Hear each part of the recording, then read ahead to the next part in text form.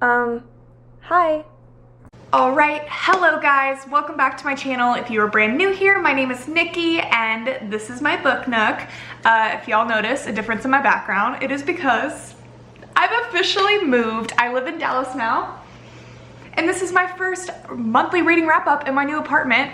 This feels so weird. I haven't filmed in like 2 weeks, and I don't know how to talk at the moment, so I'm gonna try my best. But guys, July was a crazy month. First of all, it was my birthday and I treated myself to a little vacation. I went to New York City, so I was away for several days, and then after that, immediately, I moved. I moved cities, I moved across the state, like 4 hours, so I've had a lot going on, but still over the course of this past month, I did manage to read about 5-ish books, so of course I'm going to talk about them with you guys, give you my little spoiler-free synopsis on each and my general thoughts. I am definitely a little bit behind on individual book reviews, so every book that I talk about is going to have its own dedicated video in the next week or so, so if you want to hear more, just subscribe and watch out for those. But yeah, let's just get into it. So we're starting out this wrap up strong because the first book I read in July seriously was very possibly my favorite book I've read all year. Definitely going to be just one of my favorite books in general ever. All Roads Lead Here by Mariana Zapata. If you guys have been following me, I know I'm a big Mariana Zapata fan. I think this is my 7th book of hers that I've read, and every single time I post a review talking about one, I have a million comments of people being like, you need to read All Roads Lead Here. Where's your review on Roads? Like, I want to know your thoughts on it. I promise you it's going to be your favorite. And I was like, yeah, I'll get to it. I don't know why I held off on reading this for so long. It's literally been sitting on my shelf for months, and it upsets me to my core to just know it's been in my possession, but I haven't experienced it until now. But oh my god, it was so worth the wait, y'all. Oh my god, I'm obsessed with it. So this story follows this girl named Aurora. We meet her at the beginning where we learn that she is just split up with her husband. She has gotten divorced and they were in a very long-term relationship together, and she is ready to sort of like start over and rebuild her life. And she's from this small town in Colorado. It's where she grew up, and we learn that she lived there with her mom, and her mom was really into hiking and camping, and she really documented all of these hikes and little trips that she went on throughout Aurora's life. She kept a journal where she like rated every single hike and wrote little notes. Like, she was just really into it. It was her passion. It was her greatest love. And Aurora's mom actually ended up going missing. She went on a hike one day by herself. Aurora was supposed to go with her, but she didn't, and then she never came back. So it is assumed that somehow she got in an accident and she, you know, was never found. So Aurora, now that she's in this position where she's like in her early 30s, she's no longer with the person she thought she was gonna be with for the rest of her life. She's like, I'm gonna go back to this small town. I'm going to take my mother's journal and I'm going to go on all her hikes. I'm going to experience it like through my own eyes, like reconnect with her, just start over. She's coming from like LA, from California. It's a very different life, and she is very much ready for it. So she gets to this town and she has booked an Airbnb, and she, you know, walks in, starts to move in, and she hears somebody. There's somebody else in the building, and she's like, what is going on? Immediately runs into this very large, very handsome man. He absolutely freaks out. He's like, what are you doing? She's like, please don't kill me. He's like, why are you in my house? And then from behind the very big, very handsome man comes this teenage boy. And basically we figure out in the very first chapter that pretty much this man's son put up this guest house that they have on Airbnb as a way to make some extra money because his dad was supposed to be out of town for a while. Didn't think he'd know. It obviously was a misunderstanding. Dad is now in town. He's not okay with Aurora staying here, but she is absolutely desperate. There aren't many Airbnbs to stay in this town, and you know, this is where she wanted to start over. She has a short-term lease here. She absolutely is desperate, and so the man is very grumpy. The man, by the way, is named Tobias Rhodes. That's where you get the All Roads Lead Here from. He goes by Rhodes, and he's not for it, but after a lot of convincing, he agrees to let her stay for 1 month, and that is it. And she's very grateful, but his main rules are like, stay away from me. I don't even want to know you're here. I don't want to see you. We're not going to interact. Like, you stay in the guest house. We do our separate things. We live our separate lives. Stay away from my son. Like, whatever. You're in and then you're out, and that's it. So we get to see Aurora, you know, start over her little life here. She gets a cute little job at like a local store, and slowly but surely she starts to kind of like work her way a little bit more into Rhodes's life, into his son Amos's life. Lots of things happen, but this book is like the definition of cozy. Like, it was such a comfortable read. Like, it was just so comfy. I wanted to immediately reread it the second I finished it. Like, I want to annotate the heck out of this book, and I know I'm going to do it. Like, it just felt like a warm hug. It had so many tropes that we love, like total grumpy sunshine. Like, that is what this book is. Forced proximity because they're like living in the same property. You know, the single dad trope, if you're into that, which I'm usually not, which to be honest is why I like held off on reading this for so long, but I promise you, it's so good. Like, the son is like a teenager, and the relationship between all of them, like the found family sort of trope that comes out of this. And Tobias freaking Rhodes. I know we joke a lot in like the book community about like book boyfriends. No, like, this man is a book husband, like the ultimate book husband. Like, where can I find one? It was just amazing. I cannot rant about it enough. I promise you I will make a full video dedicated to this where I'll talk about it some more, but my heart just exploded. I loved it. And then next, in the month of July, I read another book by what has become just one of my automatic go-to favorite authors. I just think she can do no wrong at this point. I read Maybe in Another Life by Taylor Jenkins Reid. This story was so interesting. I feel like every one of her books are so interesting in their own way, but this one just really, like, once I explain it to you, you're gonna be like, huh. So basically, this story follows this girl named Hannah. She is your typical girl that just doesn't know what she's doing with her life. She's never known what she's doing with her life. She's in her early 30s, and she still just like hasn't committed to a career path. She doesn't have a committed relationship, and she just hasn't even committed to like what city she wants to live in. She's lived in like a different city every year since she's like been 18 years old. She just, everywhere she goes, she doesn't quite feel like she belongs. She feels like it's not her home. And she always convinces herself, like, after a year that like, this next place I go to, it'll be the place, like that will feel right. Like, something about it, it's just gonna work. And she's gone through this cycle over and over, and it's just not working, and she just doesn't know what she's doing. And at her latest location, New York City, she's gone through something pretty rough.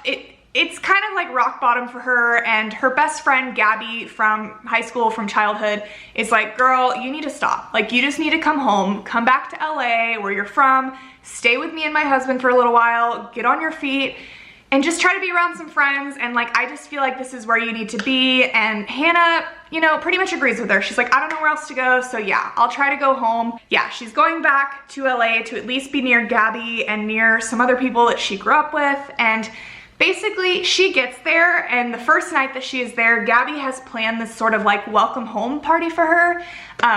They're meeting up with a bunch of Gabby's friends and then some of their friends from high school and whatnot at this bar. And once they get to this party, Hannah runs into her ex-boyfriend, this boy Ethan from high school. They were high school sweethearts, that typical story of like first love, like hot and heavy for a couple years, but then, you know, inevitably they went off to college and they just kind of went their separate ways. They didn't have like a bad breakup, but they just, you know, life happens. So they've separated, and you can tell like the sort of relationship between Ethan and Hannah was always just kind of like right person, wrong time in a way. Like, again, there was not really a reason they broke up, but they've never just like, it's always been like one of them is dating someone, one of them is not. They're never in the same city, and now they're in the same city again. So Hannah's like, Ethan, interesting. Like, I don't know what to think about that. So this party happens, and then the night sort of starts to wind down. People are starting to leave, and basically Gabby and her husband approach Hannah and say, you know, hey, we're going home. Like, just, you know, if you want to ride with us, like, we're leaving and we can take you. It's up to you. And Hannah's like, oh, you know, she's not sure if she's ready to leave yet. And Ethan is right there and pipes up and is like, yo, Hannah, if you want to stay for a little longer, I can take you home. So this might seem like a really small random interaction, and you're like, why are you mentioning this in like a brief synopsis? Because this is the point where the book truly starts, because from here on out, the book plays out in two separate timelines, two separate scenarios. We see basically what would happen based on who Hannah chooses to go home with. Whether she makes the decision to go home with Gabby or whether she makes the decision to stay and go home later that night with Ethan.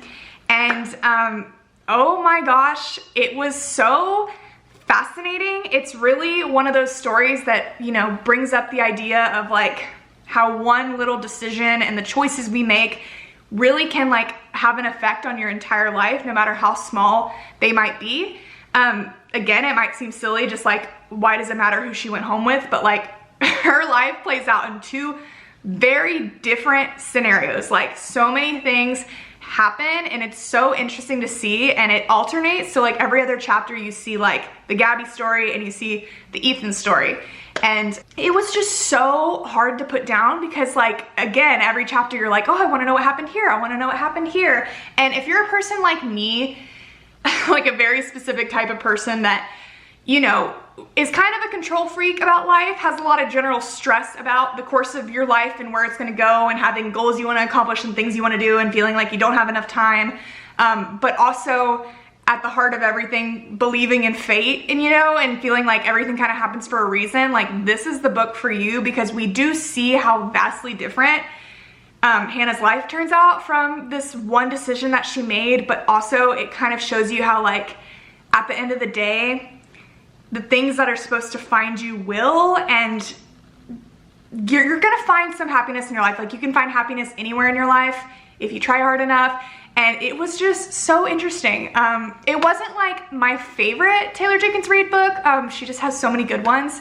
And definitely, of course, it did get a little repetitive because of, you know, as to be expected, like things happen in both the timelines. So there are some like parts that are repeated, like entire conversations at some point that are repeated. But it didn't bother me too much. But yeah, I totally recommend it. It was really, really good.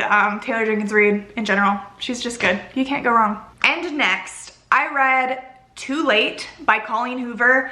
And I just want to say right off the bat, I do not understand how more people are not talking about this book. Like, it's absolutely blowing my mind. Colleen Hoover is like the biggest author when it comes to like the book world, especially nowadays. And I feel like everybody's read all of her books, but like Too Late, I never see talked about ever. Like, I saw the physical book in her bookstore in Texas when I went and visited it, but other than that, I've never seen anyone post about it. I didn't even know about it until I saw it in her bookstore, and I was like, what is this?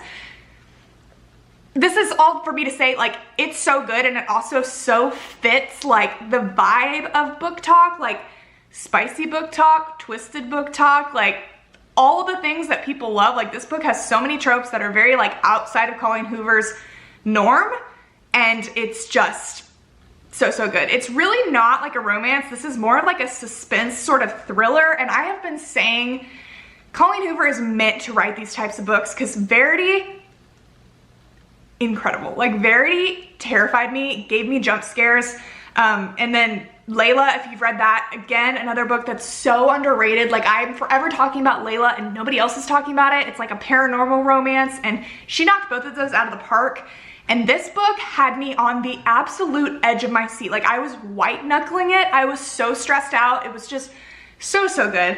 Let me stop rambling and tell you what it's actually about. Basically, this is a story that is told from multiple points of view, but it does, for the most part, follow this main character, this girl named Sloane. Sloane is a college student, and she has this boyfriend named Asa, and Asa is a charmer. He's a total charmer. He's a total, like, bad boy. You can understand like why Sloane has been attracted to him, and you know, they've been together for some time, but you quickly learn that their relationship isn't all butterflies and rainbows, and Asa has a dark side to him. He's involved in some not very good things, but Sloane is in a very hard situation, and even though Asa isn't perfect, you know, she does definitely have some love for him. It's just a very messy situation that we get to see right off the bat. When I say he's involved in some sketchy things, like it's like some illegal things that she doesn't really love, but again, like in a tough situation, they live together, they're very much attached to one another, they go to the same college, they're intertwined, their wagons are tied together. But we meet Sloane, and we immediately after that meet this boy named Carter. Carter is in Sloane's Spanish class. That is where they initially cross paths, and we quickly learn, because we then switch to Carter's point of view, we learn that he is actually an undercover cop. Sort of like a 21 Jump Street situation, if you will. He's been sent to this school and he has a target that he's supposed to infiltrate, and he does not know at the time, but it just so happens to be Asa, which is Sloane's boyfriend, this girl that he has now met in this class and has found himself somewhat enamored with. So you can imagine how that would be a little bit of a sticky situation. From there, Carter does successfully, in the very beginning of the story, infiltrate Asa's sort of friend group, gets involved in his illegal shenanigans, as he has to, as a part of his assignment. And so obviously now he is in much closer proximity to Sloane, this girl that he initially had chemistry with, both of them not knowing what's going on here. Him not knowing that this is his target's girlfriend, and her obviously having no idea that this man is secretly an undercover cop. You can imagine how this is going to get a little bit wild. From there, it just does get wild. It proceeds to continue to get wilder and more suspenseful and more thrilling. We also have Asa's point of view in this story, so it's like a triple point of view, and it is so interesting to see all the different sides of this story. Like, Asa is freaking crazy, but it's so interesting to see, like, from the sort of villain's point of view in a way, because it's like you almost like want to understand him. Like, you get to see a lot of his past growing up and like why he is the way that he is, and you see this like deep love he has for Sloane, but you also see like his craziness. Like, you get to see Carter's point of view with him trying to do his job, but also caring for Sloane. You see Sloane like having this boyfriend, but then also Carter's over here and like she's confused and she doesn't know what's going on. It's a whole roller coaster, and the story is told in just a very interesting way. There's like multiple parts to it. There's like a main part of the story, and then there's like an epilogue, and then it jumps back to like the past before the book even starts for a while, and then there's like an additional epilogue. Like, it's just very different. It was a very different, interesting reading experience, and it's very dark. It's very dark, it's very twisted. A million trigger warnings, like for real. Like, this isn't some lighthearted book, like it's messed up. But I thoroughly enjoyed it. Like, for real, so good. Like, I don't know. I don't know why more people aren't talking about it, and I'm definitely going to elaborate more in like my full-on review of it, because I just feel like I could talk about it forever, but yeah. Okay, and then I finally dove back into the Shadowhunters world. If you guys have been here from the very beginning, my channel started with me talking about Shadowhunters. I just completely missed this series growing up. Like, I knew it existed. It was big during like the Twilight days, the Hush Hush days, like that whole era. I knew of it for sure, but I don't know why I just didn't read it. Like, it just was never something that was like on my radar enough. Like, my friends weren't reading it, but I missed it. I really discovered it like, I guess almost 2 years ago now. I started it, I was so sucked in, I loved it. If you're not familiar with the Shadowhunters world, it is a vast universe. It's made up of, I think, 5 series at this point, like over 20 books. There's standalones, there's like spin-offs, there's just so many things, so many characters, and it's such a comfortable, cozy world. Like, going back to it, I really have loved it. This is the first book in the Dark Artifices series, Lady Midnight. So I'm diving into a new series, and I've just been so hesitant because I don't know, like where I left off, I kind of burnt myself out because I was reading them too fast, and I just told myself I was gonna take a short break. And then like a year and a half went by. I like this, I like it for sure. It's just the Infernal Devices, which is like one of the series in the world, is like one of my absolute god tier series, and I'm just like not sure that it can be topped. And I've just been, I don't know, something about this series, I felt really intimidated going in because, first of all the books are so thick, like they're so long, and there are just so many characters in this series. Like, we're introduced to them in one of the earlier series, but there's so many characters. It's like this family that has like 7 children, and like all the names, they're not similar, but they sound similar to me. I get them confused, And it took me, I feel like, half the book to finally like figure out the family tree for sure and like understand the names. And I like it. This book has like a total like forbidden love element to it that just gives it a whole extra level of like spice, not spicy spice, but like just, you know, a dash of spice, a dash of flavor, if you will. I'm definitely excited to continue it, but yeah, I feel like I'm still like working my way up to it. I think as I continue, I'll really like it. There were definitely aspects of it I really liked. This book, and I think this whole little series, The Dark Artifices, has some fantastic representation, like especially for a fantasy book. Like you get everybody and everything all over the board, every type of like race, sexuality. You even have like some autism representation in it. And I just think it was really well done. So yeah, check out the Shadowhunters world if you haven't. I probably need to make a video talking about like what order you should read the books in, but if you're interested, there's lots of those on YouTube, so yeah. And the last book that I read in the month of July was By a Thread by Lucy Score. This is a grumpy boss-employee romance, and if that doesn't sound up my alley, you don't know me at all. I've had this book on my shelf for a while because I knew it was a boss-employee romance, and that is absolutely one of my favorite tropes ever. Like workplace romance in general, it just hits for me every time. Something about the forced proximity of it. I was just ready to read it, especially after reading Things We Never Got Over by Lucy Score. I really liked that book, so I just felt like I trusted her now. But yeah, I picked this book up and it was pretty good. It was pretty good. I'm still have a little bit of it left, so take my review with a grain of salt. But this story follows this girl named Allie. She is working at this pizza shop when the story opens up, and she has a very rude customer. He is just a total jerk, like is just disrespectful, and she's not having it, and she snaps back at him right away, and he is just clearly this like rich, snooty, hotshot millionaire guy, and he basically gets her fired on the spot for having an attitude with him. He's having dinner with his mother. We learn his name is Dominic Rousseau. He is there having dinner with his mother.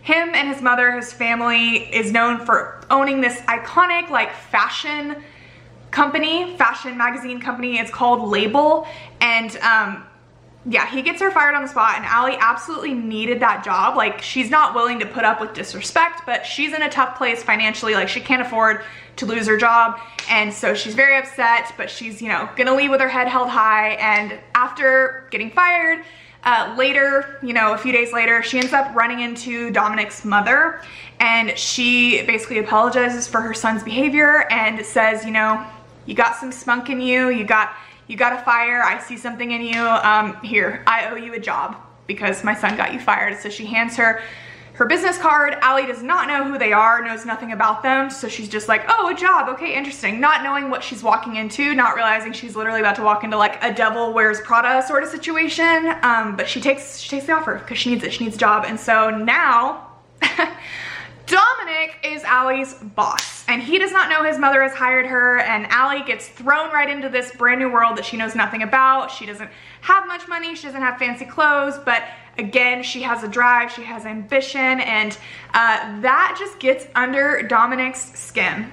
It gets under his skin that she stands up for herself and that she is not gonna back down, even though she doesn't know anything about fashion. You know, she's gonna put in her hardest work, and you know, everyone in the office is like terrified of him. He's a very grumpy guy, he's a jerk, but we always learn there's like a deeper story to it. There's some daddy issues, there's a need to prove yourself and yada yada. So we have, you know, this relationship between Dominic and Allie that they cannot stand each other, but obviously cannot deny that they are attracted to each other, but they work together. He's her boss, this can't happen, but they have to be around each other all the time. It gets very spicy for sure. There's a lot of one-liners that had me like kicking my feet in the air. Again, I'm not totally done with it yet, so I don't wanna like judge it too hard, but this is just a thick book, y'all. Like, it's like 500, it's almost 600 pages, I think. Yeah, it's about 600 pages. It's just really long, and you know, it is like a rom-com, and I just feel like a rom-com never really needs to be over like 400 pages. I know that's a bold statement, but it just, like at parts, it's just felt like it kind of is dragging. Like, there's a lot of banter, and it's good banter, but it's like, it gets a little repetitive. Like, we just see a lot of days at work, a lot of conversations that are similar. I just think that like, some of it could have been cut out. It's just felt really, really long, and it's kind of taken me a long time to get through it. But I will say, like, totally, if you like a boss employee romance, if you want like a spicy little grumpy sunshine workplace romance, like, I promise you will like it. It's not gonna disappoint you. But yeah, just not one of my like favorite books I've ever read. But yeah, guys, those are the 5-ish books I read in July. Be on the lookout for my individual reviews of them coming soon. If you guys have read any of these books, I would love to hear your thoughts down below. If you read any other books totally unrelated to these in the month of July that you loved, also tell me those down below. I'm always looking for new recommendations. But yeah, guys, first month, first wrap up in the new apartment. I'm so excited for this new adventure and this new space I'm in. I just feel so good, so motivated, so creative. So many fun things will be coming over the next handful of months. I will say nothing more right now, but I love you guys. Thank you so much for being here. As always, have a great day. Okay, bye.